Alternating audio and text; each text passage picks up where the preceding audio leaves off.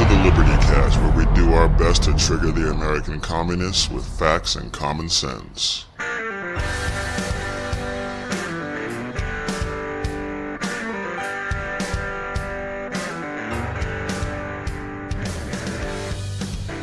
Welcome to the Liberty Cast. I'm your host, Big E, and it has been another explosive news week. There is plenty for us to talk about. We're not going to get to it all, but obviously there are a couple of big things we need to talk about.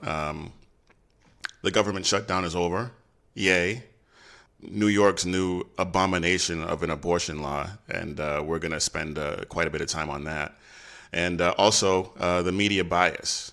That's something that we've talked about that is well known throughout media circles these days. But there are a couple of things over the past week to 10 days that have just crystallized it perfectly. And we're going to talk about those things as well. And if there's time, I want to talk about these new gun laws that are being proposed in the state of Illinois. And it's ridiculous. And if I'm not too long-winded, there are plenty of other stories for us to touch on because, like I said, it's been an explosive week. But let's go ahead and get this party started. And here we go! So the president signed a bill that reopens the government for another 3 weeks while they negotiate terms for a long-term funding bill. Some conservatives think he caved. Ann Coulter is calling him the biggest wimp to ever serve as president. That's silly. I used to be a fan of Ann, but she's getting to be that shrill, over-the-top conservative voice that I think fewer and fewer people are paying attention to. She still makes decent points occasionally, but what she said about President Trump is just stupid. But this isn't about her. This is about the shutdown and the shutdown ending. Do you think he caved? I don't think so. I think this is more of a tactical withdrawal or repositioning. There are a lot of people out there that believe because Trump did sign this bill that Nancy Pelosi won this round. And I was initially disappointed that he agreed to end the shutdown and sign this bill. But I don't think she won. I'm content to let this play out, and I'm going to tell you why. I think that with the compromises that he offered over the past 35 days, and now agreeing to reopen the government, I think this strengthens his position. He held his ground for a long time, but then he started to see how people were feeling the effects of this shutdown financially. He saw how Congress didn't appear to be taking it seriously, repeatedly stating that they were not going to negotiate until the government was reopened, and referred to the wall or a barrier of any kind as a non-starter. To me, President Trump comes off looking like the adult in the room. Now, we need Republicans in the House and the Senate to push that narrative, to stress the fact that the Democrats on the left, they just refused to do anything. They refused. And if the Republicans can push that and get that point across, I think this strengthens his position. Now, obviously, the media is not going to be of any help in terms of getting that message out. But on whatever platforms that Republicans can get on, whether it's Twitter, whether it's Facebook, whether it's Fox, maybe some producer on CNN will allow a 20-second spot for a Republican to get on and articulate this. You know what? Strike that from the record. What was I thinking? CNN allow a conservative to actually say, and I haven't even had anything to drink today.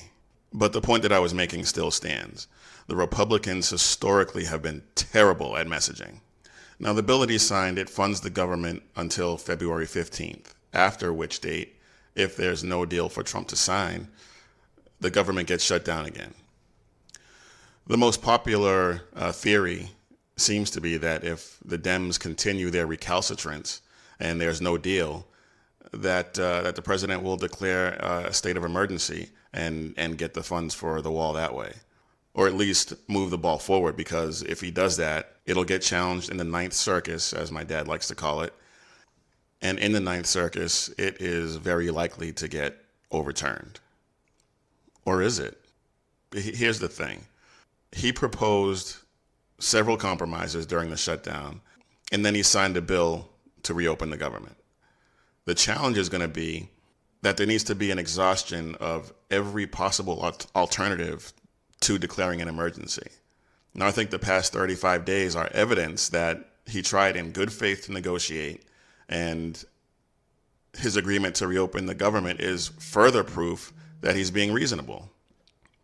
That doesn't mean that the Ninth Circuit is going to agree and rule in favor of the administration, because while some people believe that he caved, this to me could be interpreted as the president outmaneuvering Nancy Pelosi and the leftists. This is a tough one to predict because his maneuvering has put them between a rock and a hard place. If they block any attempt to secure the border, they give him a win because he will be perceived as doing everything he could to secure the border and protect the country. And they will be perceived as the anti-American open border advocates that those of us paying attention already know that they are. But on the other hand, allowing the emergency declaration to stand also gives him a win because we get the wall. So which is the more powerful imperative that they are going to follow? Blocking the order and giving him a win but still delaying construction of a wall, or allowing the order, which gives him a win and lets the construction of the wall begin immediately? I don't know. Time will tell. And like I said, I'm willing to let this play out. I'm not jumping off the Trump train just yet. Because let's face it, we've been here before. There have been several times where it looks like Trump is on the verge of defeat, where it looks like he's not doing the right things, and then all of a sudden, out of nowhere, he gets a big win. And of course, that's not going to be widely reported in the media, but that's what's happened. So, like I said, time will tell, and I'm willing to let it play out. You know what? I know it's early, but let's go ahead and take a quick break because there's a couple of things I want to get to, and I want to spend as much time on them as I possibly can. So, see you on the other side.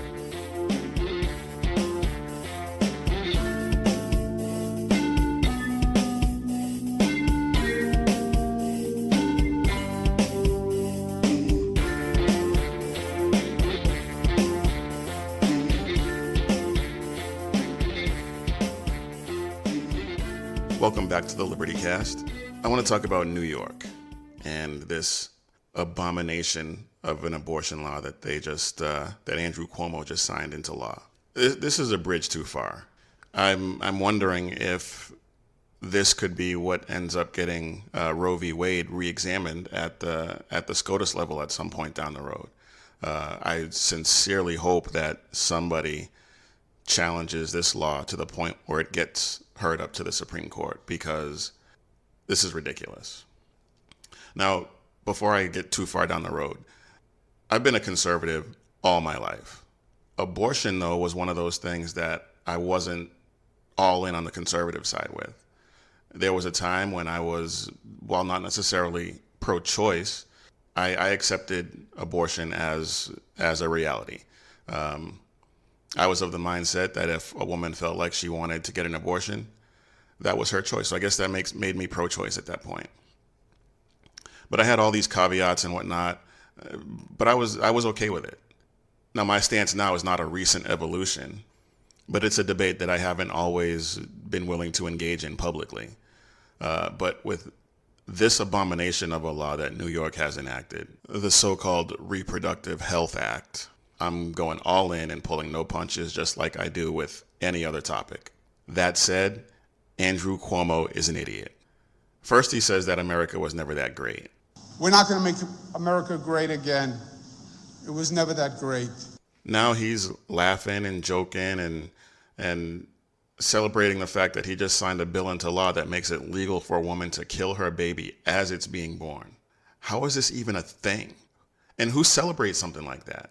There used to be a prevailing sentiment about abortion that it should be legal, safe, and rare. Now they're treating it as though it's a natural right, like the right to defend yourself or the right to free speech. It makes no sense. Obviously, in circumstances where the mother's life is at stake, especially in the first and second trimester, I get that. in the case of rape or incest, even though that makes up less than 2% of all abortions. I get that too.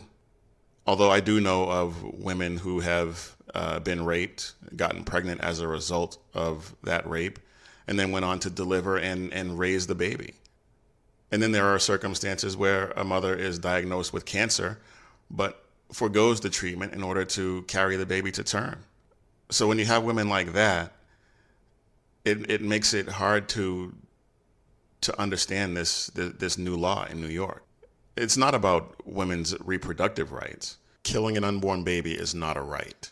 So unless the pregnancy actually endangers the mother's life, even though the law says health, and we'll get to that in a second, but unless the pregnancy actually endangers the mother's life and she's not in a position to make a decision on whether or not to continue the pregnancy, I get that.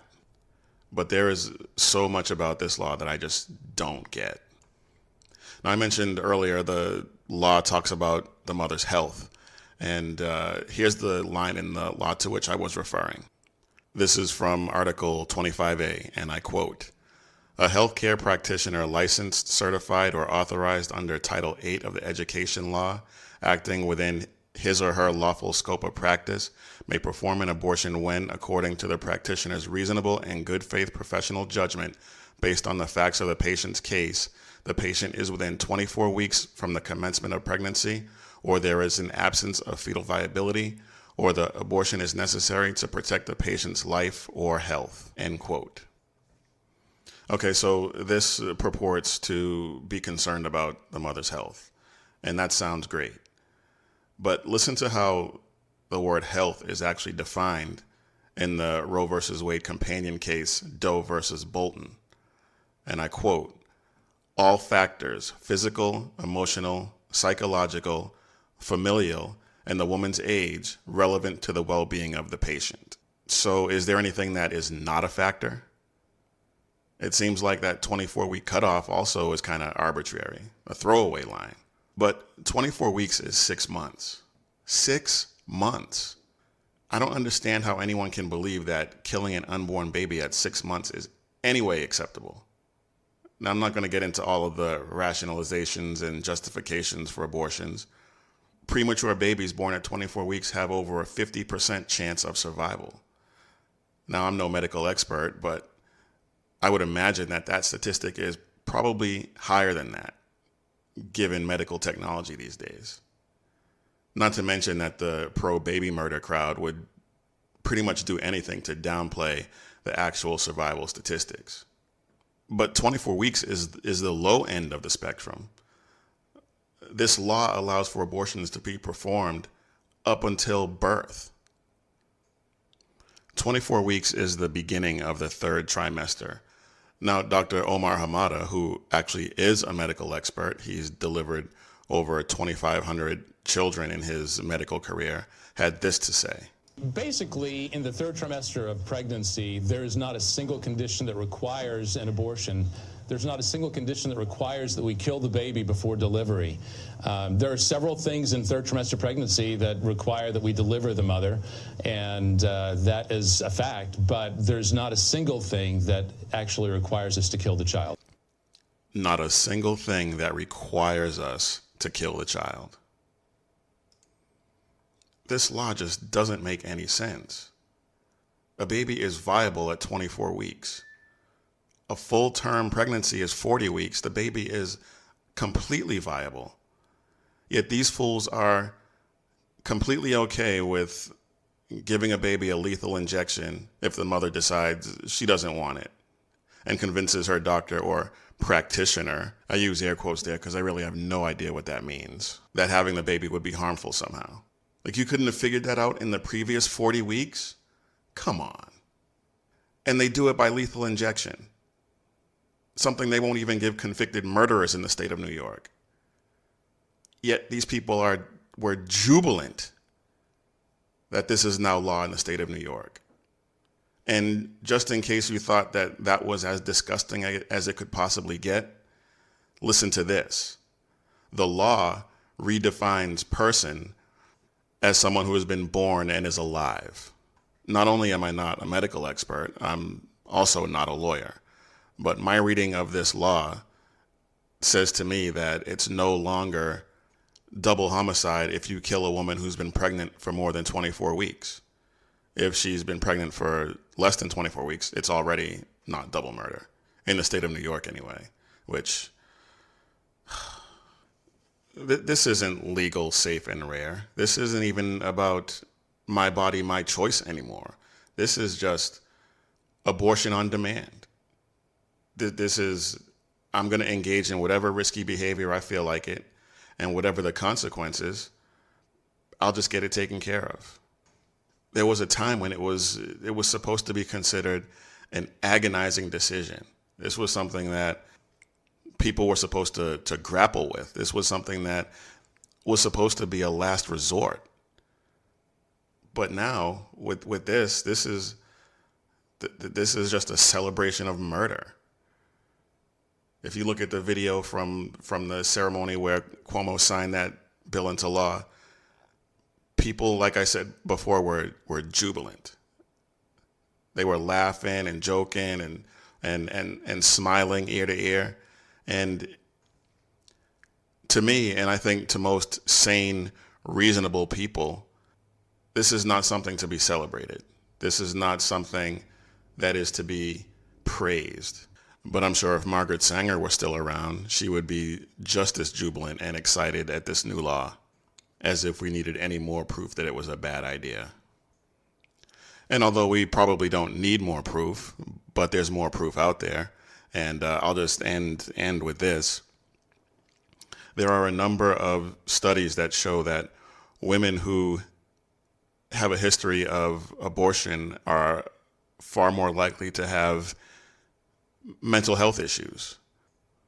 So much so that there's a medical term now to explain the condition, and it's called post-abortion syndrome.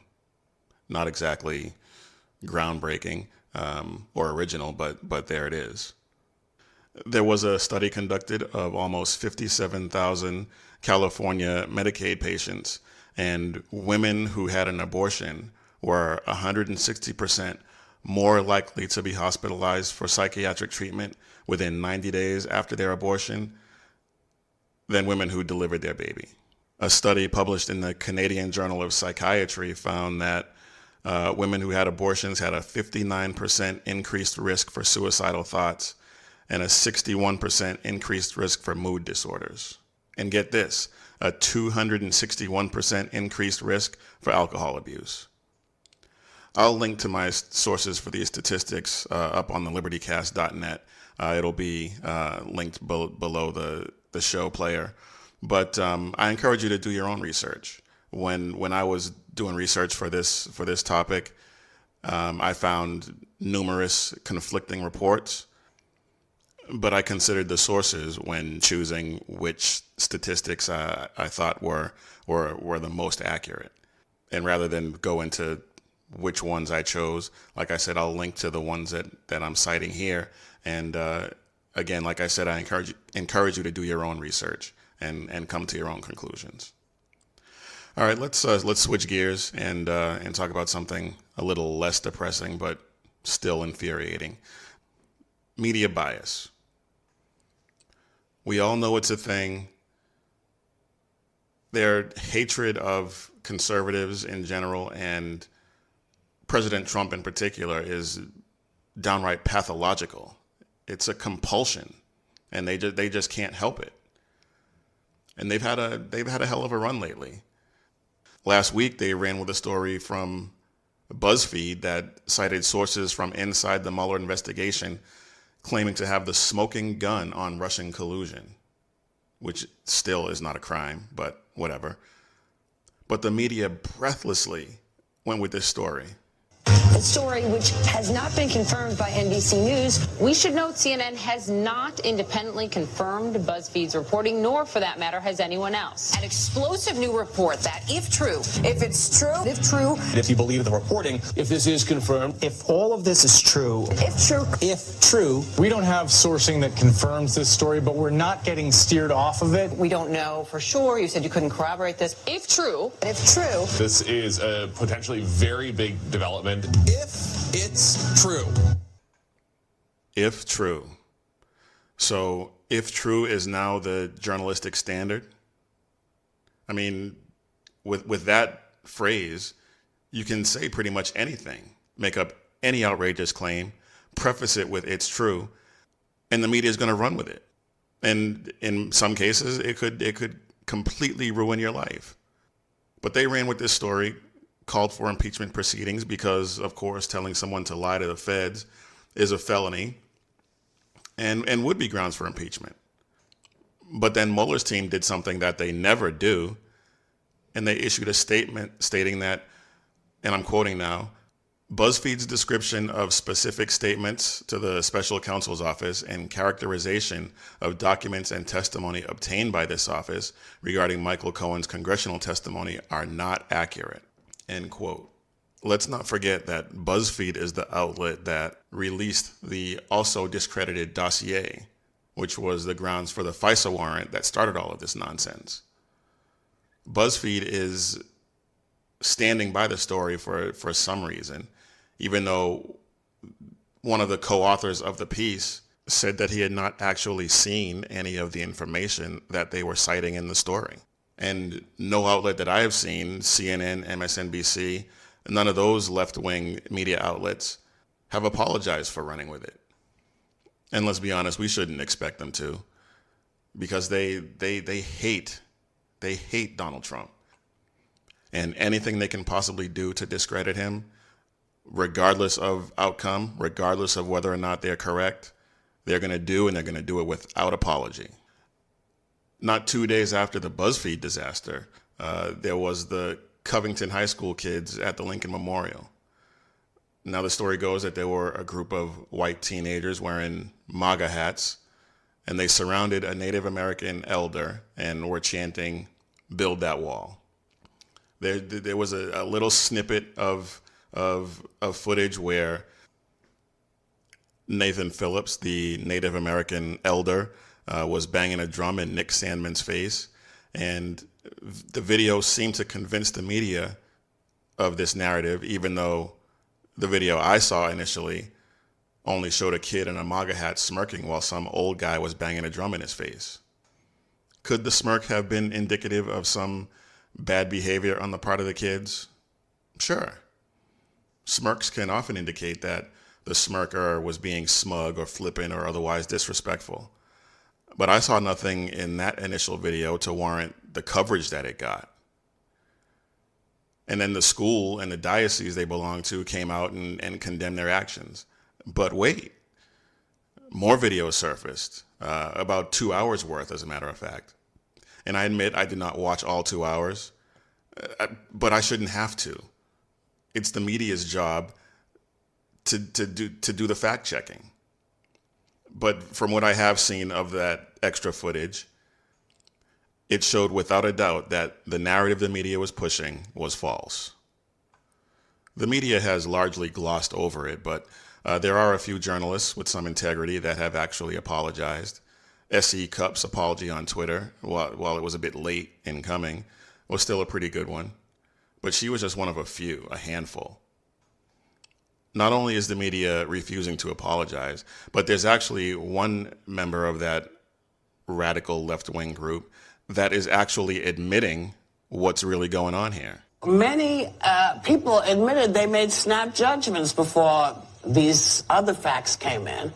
But is it that we just instantly say that's what it is based on what we see in that moment, and then have to walk stuff back when it turns out we're wrong? Why is that? Do we keep making the same mistake?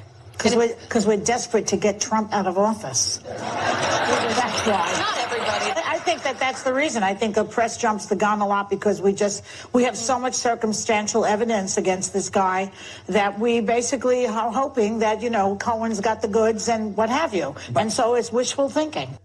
In the wake of their desperation to get President Trump out of office, they have done a lot of damage to these kids.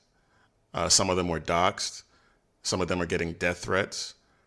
And for the foreseeable future, their lives are in tatters. No good schools are going to want to admit them. The media coverage of this is going to follow them for the rest of their lives. Now, if these kids had not been wearing MAGA hats, we likely would never have heard about this incident. Now, if they had been wearing pussy hats, the media might have actually reported on the Black Hebrew Israelites that were shouting some of the most vile, disgusting things at these kids. I'm not even going to play the audio of that because it's just ridiculous. But they might have done some due diligence on Nathan Phillips as well.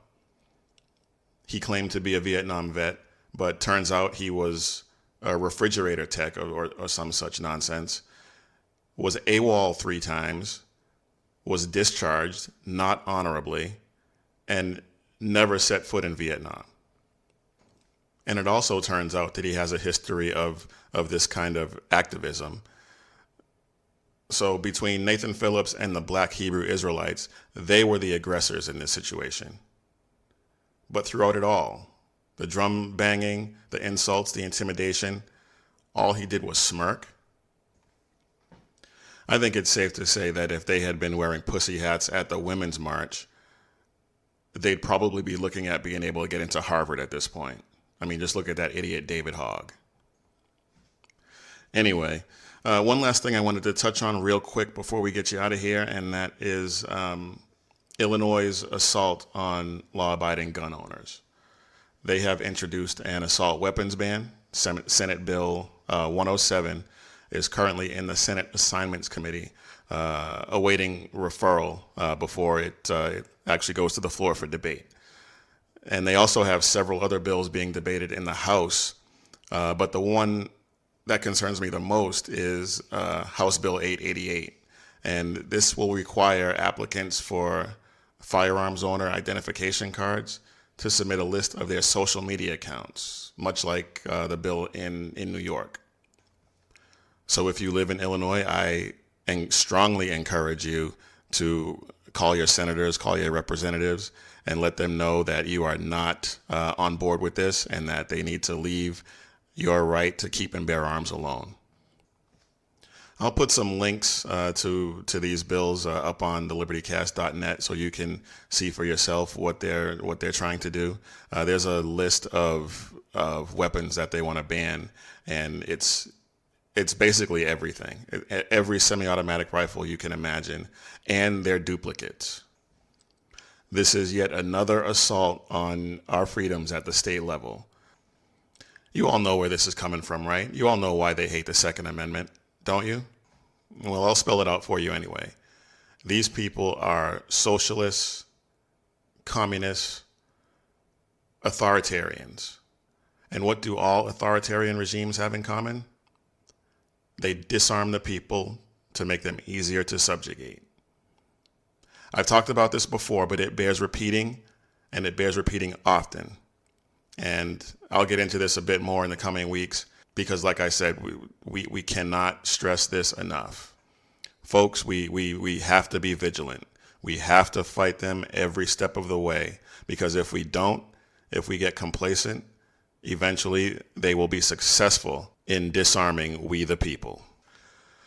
All right, folks, I did get a little long-winded, but that is all the time we have. So if you like what you hear, please subscribe to the podcast. You can find us on iTunes, Spotify, Spreaker, SoundCloud. Check out the website, thelibertycast.net. There you can find links to all the different platforms where the podcast is available. SoundCloud, iTunes, Spreaker, Spotify. So check us out and please subscribe. You can also reach out to me on any of the social media platforms, Facebook, Instagram, Twitter. It's at The Liberty Cast on all three. Very easy. And I'd love to hear from you. So until next time, keep your head on a swivel and stay safe, everybody.